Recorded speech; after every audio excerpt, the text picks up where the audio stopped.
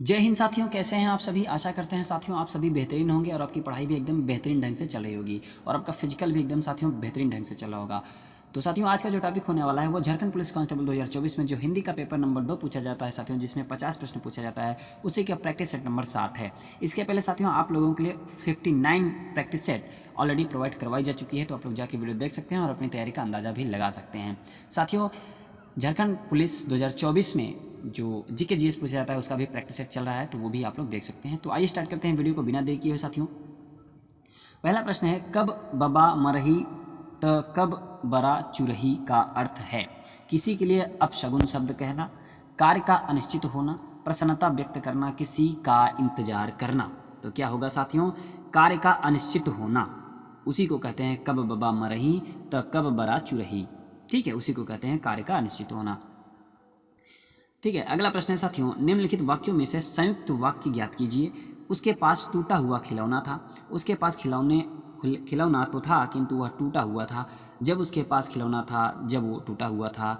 जो खिलौना उसके पास था वह टूटा हुआ था। तो साथियों क्या होगा संयुक्त वाक्य का उदाहरण। तो उसके पास खिलौना तो था किंतु वह टूटा हुआ था, यह आपका बिल्कुल राइट आंसर होगा। संयुक्त वाक्य क्या होता है साथियों, ऐसे वाक्य जिनमें दो या दो से अधिक उपवाक्य शामिल हों एवं सभी उपवाक्य प्रधान हों, उन वाक्य को संयुक्त वाक्य कहा जाता है। ये वाक्य एक दूसरे पर आश्रित नहीं होते तथा संयोजक अव्यय इन वाक्यों को मिलाता है। संयोजक अव्यय और, एवं, फिर, तो, नहीं, तो, या, अथवा, परंतु, इसलिए इत्यादि होते हैं। ठीक है, जैसे उसने झूठी गवाही न दी होती तो राम जेल से बाहर होता। ठीक है, अगला प्रश्न है साथियों, तिरंगा में कौन सा समास है। द्वंद्व है, द्विगु है, अव्ययी भाव समास है या फिर तत्पुरुष समास है। तो कौन सा समास है साथियों, द्विगु समास है तिरंगा। ठीक है, जब पहला पद क्या हो, संख्यावाची हो, तो साथियों वहाँ पे द्विगु समास होता है। जिस समास में पूर्व पद संख्यावाची होता है और उससे समूह का बोध होता है उसे द्विगु समास कहते हैं। उदाहरण, चतुर्भुज चार भुजाओं का समाहार, त्रिफला तीन फलों का समाहार। ठीक है, अगला प्रश्न है, निम्नलिखित में से किस शब्द में स्वर संधि है। नमस्कार, जगदीश, भानुदय, दुर्लभ। तो स्वर संधि आपको बताना है इन चार ऑप्शन में किस में है। तो साथियों भानुदय, ठीक है, भानुदय में स्वर संधि है। भानुदय शब्द में स्वर संधि है। दिए गए वैकल्पिक शब्दों में संधि इस प्रकार होगी, जैसे देखिए शब्द है नमस्कार, अब इसका जब संधि विच्छेद करेंगे तो नमः धनकार होगा, या और ये साथियों विसर्ग संधि का उदाहरण है। जगदीश की बात करें साथियों तो जगदीश जो है वो जगत धन ईश, इसका संधि विच्छेद होगा और यह व्यंजन संधि का उदाहरण है साथियों। भानुदय, भानुदय का जो संधि विच्छेद होगा भानुधन उदय होगा और यह स्वर संधि का उदाहरण है। अगला प्रश्न है, दारू का अर्थ है शराब, स्त्री, पर्वत, लकड़ी। तो दारू का जो अर्थ है वो क्या है साथियों, तो आपका जो राइट आंसर बनेगा वो है लकड़ी। ठीक है, दारू इस तरीके से अगर दारू लिखा गया तो इसका मतलब शराब होता है, ये बात बिल्कुल सत्य है, लेकिन दारू र में छोटा मात्रा लगा हुआ है तो इसका मतलब होता है लकड़ी। ठीक है, दिए गए शब्दों में दारू शब्द का अर्थ लकड़ी होता है, जबकि दारू शब्द का जो अर्थ होता है वो शराब होता है। निम्न में कौन सा शब्द अनेकार्थक है। साहस, पुस्तक, अंबर, बालक। तो अनेकार्थक शब्द आपको बताना है। तो साथियों अंबर जो है वो अनेकार्थक शब्द है। ठीक है, अंबर अनेकार्थक शब्द है जिसका अर्थ वस्त्र, आकाश, बादल आदि होता है। अगला प्रश्न है साथियों, कौन सा शब्द विष्णु का पर्यायवाची नहीं है। केशव, चक्रपाणी, दामोदर, मुक्त पुरुष। है और नहीं है में विशेष ध्यान दीजिएगा क्योंकि क्वेश्चन अक्सर यहीं से गलत हो जाते हैं। तो साथियों मुक्त पुरुष जो है आपका विष्णु का पर्यायवाची नहीं है। विष्णु के पर्यायवाची शब्द केशव, दामोदर, चक्रपाणी, गोविंद है, जबकि तपस्वी, महात्मा, मनीषी, मुक्त पुरुष, संत के पर्यायवाची शब्द हैं साथियों। अगला प्रश्न है, तृष्णा के विपरीतार्थक शब्द का चयन कीजिए। वितृष्ण, वितृष्णा, तृप्ति, लोभ। तो तृष्णा के विपरीतार्थक शब्द का चयन करना है। तो साथियों वितृष्णा, ठीक है, तृष्णा का जो विपरीतार्थक शब्द होगा वो वितृष्णा होगा।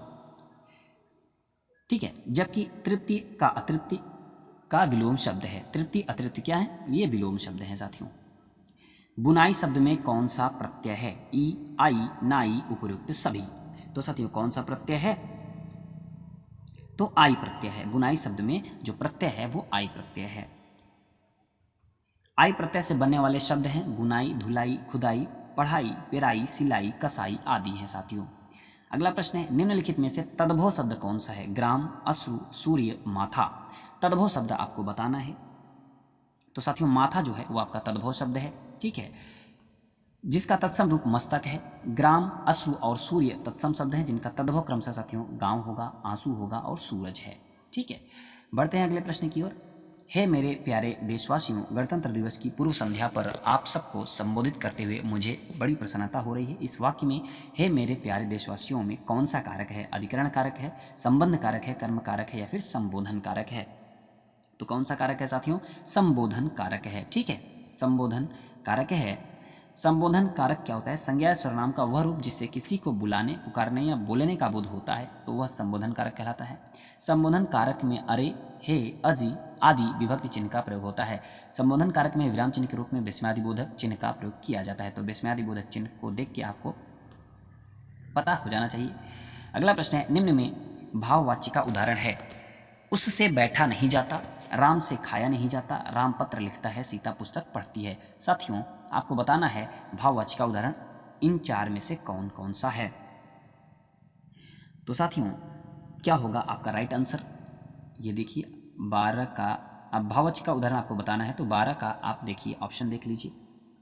तो साथियों, पहला उससे बैठा नहीं जाता ये होगा, भाववाची का उदाहरण हो जाएगा। और राम से खाया नहीं जाता, ये राम पत्र लिखता है, सीता पुस्तक पढ़ती है, ये तो सिंपल है, लेकिन भाव, इसी में भाव दिख रहा है। उससे बैठा नहीं जाता तो भाव दिखा रहा है, राम से खाया नहीं जाता, अरे भाव दिखा रहा है। तो पहला और दूसरा आपका क्या होगा? बिल्कुल राइट आंसर होगा। तो पहला और दूसरा माने ऑप्शन नंबर बी आपका बिल्कुल राइट होगा। अगला प्रश्न है साथियों, निम्नलिखित गद्यांश को पढ़ना है और पूछे गए प्रश्नों का सही विकल्प का चयन करना है। तो चलिए गद्यांश को पढ़ते हैं। गद्यांश को पढ़ने के बाद साथियों आपको पूछे गए प्रश्नों का उत्तर देना है। हाल ही में मेडिकल इंडस्ट्री के एक जानकार दावा कर रहे थे कि भविष्य में डॉक्टरों, सर्जनों की ज़रूरत भी कम होने वाली है। एआई के ज़रिए लक्षणों को समझा जाएगा, आपकी केस हिस्ट्री एआई को पता होगी, ताज़ा हालात पूछ ली जाएगी और प्रिस्क्रिप्शन आपके हाथ में होगा। शारीरिक श्रम से जुड़े कामों पर शायद सबसे कम असर पड़ने वाला है। यह समझने का वक्त है कि एआई से फ़ायदे होंगे या नुकसान। अभी तो इस नकली बुद्धिमत्ता को इंसान ने ही जन्म दिया है, उसका नियंत्रण है, लेकिन एआई वरदान ही रहे और भस्मासुर न बने, उसके लिए यह सोचने की ज़रूरत भी है कि मानवीय बुद्धिमत्ता के स्तर को इतना ऊंचा कैसे उठाया जाए कि एआई उस पर हावी हो सके। अब अगर चैट जीपीटी बनाया है तो फिर पढ़ाई लिखाई और इम्तहानों का वह कौन सा हो जो बिना एआई के युवाओं और बच्चों के बौद्धिक स्तर को परख सके? यह सवाल ऐसे हैं जिनके जवाब दे पाना मुश्किल है, पर नज़र जरूर रखनी चाहिए। वैज्ञानिकों को भी तय करना चाहिए कि एआई ऐसी हो जो इंसानियत फैलाने में मददगार हो। आशा करते हैं साथियों आप लोग गद्यांश को ध्यानपूर्वक पढ़े होंगे। अगर एक बार में गद्यांश नहीं समझ में आया तो आप लोग वीडियो को थोड़ा सा पीछे करिए और गद्यांश को पुनः पढ़िए, फिर उत्तर देने का प्रयत्न करिए। ठीक है, तो जो प्रश्न है, गद्यांश के आधार पर कहा जा सकता है कि एआई ऐसी होनी चाहिए जो मानवीय क्षमताओं को कम करे, मानवीय गुणों को संस्कार दे, कम समय में अधिक कार्य करे, बिना बुद्धि के सारे जवाब दे दे। तो क्या होगा साथियों?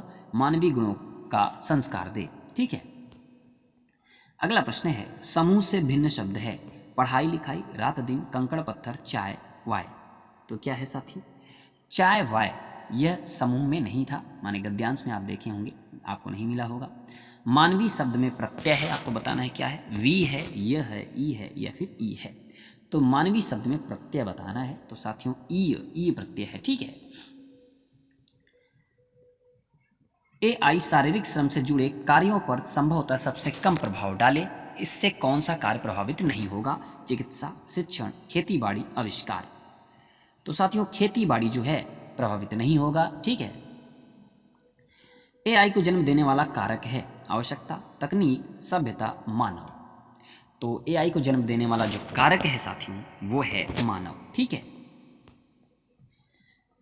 किस स्वर के उच्चारण में, अब यहाँ से साथियों आपका गद्यांश वाला क्वेश्चन खत्म होता है।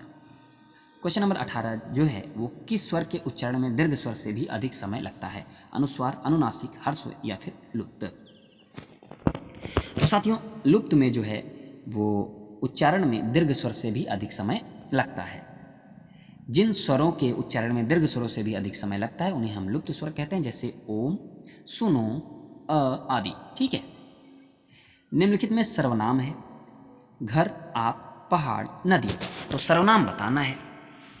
तो साथियों आप जो है वह सर्वनाम है। ठीक है, जो शब्द संज्ञा के स्थान पर प्रयुक्त होते हैं उन्हें हम सर्वनाम कहते हैं, जैसे मैं, तुम, हम, यह, आप, इसका, उसका, तुम्हार आदि। अन्य दिए गए विकल्प घर, पहाड़ व नदी जातिवाचक संज्ञा के हैं। ध्यातव्य है कि आप पुरुषवाचक एवं निजवाचक दोनों सर्वनाम के रूप में प्रयुक्त होता है। शेष विवरण इस प्रकार हैं, देखिए। सर्वनाम के भेद साथियों, पुरुषवाचक होता है और पुरुषवाचक में 3 भेद होते हैं, उत्तम पुरुष, मध्यम पुरुष और अन्य पुरुष। उत्तम पुरुष में हम लोग, मध्यम पुरुष में तू, तुम, आप आते हैं, अन्य पुरुष में ये, वह, ये लोग, वे लोग आते हैं, ठीक है। और दूसरे हम भेद की बात करें तो निश्चयवाचक सर्वनाम होता है, इसका जो शब्द है यह वह क्या है, निश्चयवाचक सर्वनाम है। अनिश्चयवाचक सर्वनाम के अंतर्गत कोई और कुछ आता है। और संबंधवाचक जो सर्वनाम है जो सो है, प्रश्नवाचक के अंतर्गत कौन क्या आता है, और निजवाचक सर्वनाम के अंतर्गत आप स्वयं खुद आते हैं, ठीक है। तो इस प्रकार से सर्वनाम के 6 भेद हुए। 6 भेदों के बारे में आपको पता चल गया। अगला प्रश्न है, निम्नलिखित में से कौन सा तद्भव शब्द है? इष्टिका, कुपुत्र, अमीय, उलू। तद्भव शब्द बताना है साथियों। तो अमीय जो है वो आपका तद्भव शब्द है, ठीक है। अमीय तद्भव शब्द है। अमी तद्भव शब्द है। इष्टिका, कुपुत्र, उलू तत्सम शब्द है। अमी का जो तत्सम होगा वो अमृत होता है साथियों, जबकि बाकी 3 के तद्भव क्रमशः ईंट, कपूत और उल्लू होता है, ठीक है। बैठक शब्द में कौन सा प्रत्यय है? बैठ, अक, क। तो बैठक शब्द में प्रत्यय बताना है तो साथियों क जो है बैठक में क प्रत्यय है, ठीक है। आशा जीवन में प्रकाश का संचार करती है। रेखांकित शब्द का उचित विलोम आपको बताना है। आशा का क्या होगा विलोम? उदास, दुख, निराशा, हताशा। क्या होगा साथियों? तो आशा का जो होता है वो निराशा होता है, विलोम शब्द।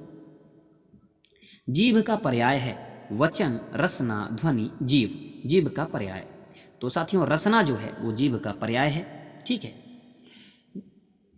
जबकि वचन, ध्वनि और जीव जीभ के पर्याय नहीं है। एक का अर्थ सत्य है। इन 4 ऑप्शन में किसी एक का जो अर्थ है वो सत्य है, वही आपको बताना है कौन सा विकल्प होगा। तो साथियों नियत का जो अर्थ होता है वो सत्य होता है, ठीक है। दिए गए शब्दों में नियत का अर्थ सत्य है, निर्यात का अर्थ माल बाहर भेजना है, ठीक है। शुद्ध वर्तनी वाला शब्द बताना है आपको। पारिवारिक, प्रवारी। तो पारिवारिक कैसे लिखा जाएगा ये आपको बताना है। तो साथियों पारिवारिक, यह विकल्प ए आपका बिल्कुल राइट आंसर होगा। इस तरीके से लिखा जाएगा। वर्तनी की दृष्टि से यह बिल्कुल शुद्ध शब्द है। परिवार धन एक बराबर पारिवारिक होगा, ठीक है। आशा करते हैं साथियों आप लोग वीडियो को पूरा देखे होंगे और अच्छे से समझे होंगे और आपका स्कोर भी बेहतर आया होगा। तो साथियों वीडियो पसंद आई हो तो एक लाइक और चैनल को सब्सक्राइब जरूर करिएगा, अपने साथियों तक शेयर जरूर करिएगा। साथियों PDF आप सभी को टेलीग्राम चैनल पे मिल जाएगा और लिंक मैं डिस्क्रिप्शन में डाल दिया हूँ, वहाँ से आप लोग टेलीग्राम चैनल को ज्वाइन करिएगा और PDF को आसानी से प्राप्त करिएगा और पढ़ाई अच्छे से करिएगा, ठीक है साथियों। तो पढ़ते रहिए, मस्त रहिए, अपना फिजिकल करते रहिए। तो मिलते हैं साथियों अगली वीडियो के साथ, तब तक के लिए नमस्कार, जय हिंद।